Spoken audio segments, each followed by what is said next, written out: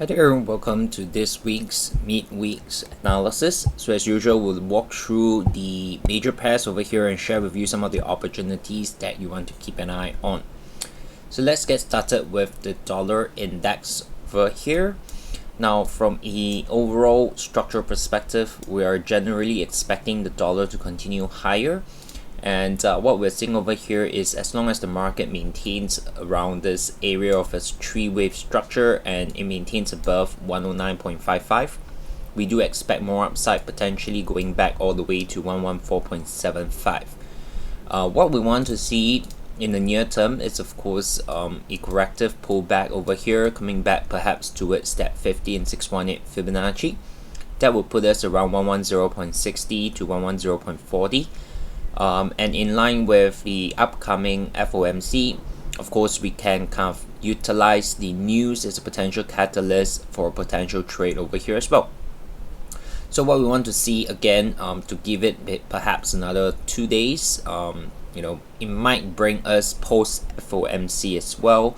But ideally on the technical portion, we want to see this come down in a very corrective and slow manner, which means we need to give time for the dollar to develop and confirm it wants to be forming a corrective structure, and then we can look for the buy trade on the dollar in general. Right, so that's on the dollar index. And if we go over to the euro side, euro dollar has been falling since the start of this week. Overall, we are maintaining a bearish bias as long as this little high here at 1.0090 remains. And we can see a very clear three-wave structure here as well, which suggests that this might have completed and we can expect more downside perhaps towards 0.9550. So right now, what I'm seeing over here, at least on the 4-hour scale, is that we have this little impulse, and for us to actually initiate and sell position, my trade plan here is to at least wait for a corrective pullback. We do have some reference point based on Fibonacci's over here, which is around 0.9970 to the parity level at 1.000. And if you can get a corrective pullback, then we have a combination of an impulse correction, which is a flag pattern, and we can then take that trade down. So I think over here, quite similar to the dollar index, we'll probably need to give it a couple of days. This might bring us perhaps past, or would say post FOMC. Okay, so there's no need to rush things through. We'll always wait for the setup to come to us. Now on pound dollar, short term wise, I'm actually expecting a little bit more upside. Based on Elliott Wave over here, we have an internal 1, 2, 3, and then of course it's doing a little bit of a pullback here. However, from a bigger structure perspective, we're expecting this as a 1, this as a 2, and then we expect this as a 3, right? A third wave move up with a target around 1.2065, right? So that will be our final targets that we're aiming for. And what I like about it right now is that this is developing in a very, very nice little flag, right? And we have some confluence over here where we have, of course, the yellow trend line where price tends to be bouncing off it. So we can anticipate that to happen as well. And we have a bit of a fib retracement confluence at the trade 250 around 1.1420 and 1.1350. So the plan over here is that if today we can get a continuation corrective move to the downside, retest this bottom, and more importantly, if the price is able to maintain above this recent low at 1.1255, we can then look for a buy with a target at 1.2065, right? So that risk reward is pretty decent. If you're a bit more on the conservative side, then what you can look out for is perhaps a breakout above a recent high. Should the market continue to consolidate and pull back, then you have a recent high established. You can look for a breakout for your trade setup as well. Okay, so depending on how aggressive and of course your style, okay, you might look for a retracement entry or you can look for a breakout entry. Then on Aussie dollar over here, overall we are still expecting a 5-wave development. Over here, it's not the nicest 5-wave. But what we can see is perhaps this can turn into a internal 1, 2, 3, 4, 5, and then maybe an ABC, and then this becomes the bigger A, and then this becomes a bigger C, a bigger a big B, a bigger B wave, right? And then after that, this would then still form the C wave, and perhaps overall this is a bigger corrective for the downside. Obviously right now it's too early to project all this, okay, but this 5 wave doesn't really look very impulsive, but the rules are still intact, right? As long as the market has yet to touch 6350, this 4th wave is still valid as of now, okay.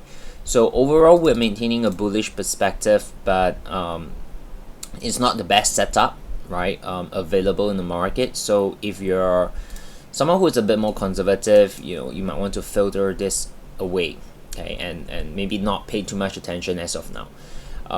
So if this is going to be a 5th wave, then our initial projection is going to be all the way to this level at 6605. And depending on your strategy, again, I don't have a setup at this moment, but one way to look out for it is perhaps to wait for a potential break, right? Something like that will give you that entry trigger, okay. So you need to then again assess whether the risk reward ratio is worthwhile for your style. And then we have the dollar CAD. Dollar CAD, as of now, I'm maintaining a very neutral perspective. The market is kind of testing that 1.3500 level, consolidating for the entire of this week so far. So not much that I can really project and analyze from here. So overall on dollar CAD, we're going to maintain a neutral perspective. Give it some time, see how the market develops from here, and then we'll come back. Dollar yen, we have a potential setup over here. One thing to look up for is this is, as of now, a potential running flat, but of course things can always develop. Why I call this a running flat is because we have a hidden divergence between A and C. Usually that's that I would say quote unquote confirmation that we need for a hidden divergence and a running flat coming together. So there's a high chance we are seeing this as a 1, 2, 3. This is done, and we can continue more downside from here to complete the bigger 1, 2, 3. Yeah. So over here, the setup is of course to wait for a break, because I think that would be a little bit more of a conservative entry. So you can utilize a breakout entry around 147, which is the recent low, and of course price needs to be below 148.85 to hold on to the running flat structure. Yeah. One thing to note is also, if this comes down, it breaks at 147, but it coming down very, very slow, you might want to consider to take any sell trade out of the table first, because then this can pop back up, because then you get this as a 1, 2, 3, and then this can then turn into a running flat or even a corrective structure that looks like that. Okay, so you need to monitor as market develops how the price is breaking, how the price is moving. Okay, so the target as of now as a running flat, we're aiming around 142.50. Okay, so keep an eye on the dollar yen. I think that's where the opportunity might come, right? If let's say this is going to be a running flat. And then on gold, gold over here, if you take a look at the 1 hour time frame, the expanding flat structure here as we projected is still valid as long as the price stays above 1630. And right now we have a little impulse push. We are seeing this as a corrective structure in development, and overall nothing has really changed much. We're still expecting upside, potentially back towards 1684. Okay, so continue to look for buy opportunity on the gold. And for me here, this might take a little bit while, perhaps in line with FOMC as well. Okay, where we have that 3-wave corrective impulse and then look for upside as long as the market maintains above 1630. Right, so that's on gold. Pretty decent to look out for as well. And then we have crude oil. Crude oil over here, initially we were looking for a 1, 2, 3. This drop here, we're not sure if this is going to be the end of the corrective structure and more downside, or this is going to continue higher. But as of today, we can see that we have a very decent bounce around that 618 at price point 85.80, very V-shaped bounce. So right now we're expecting a bigger continuation pattern, perhaps to come back and retest this top, forming a double top. Right, so our anticipation and forecast here is that it's going to continue a little bit more upside, maybe test in 90.80, see some resistance, pull back, and then another move back up. towards 94, and that would then complete that double top.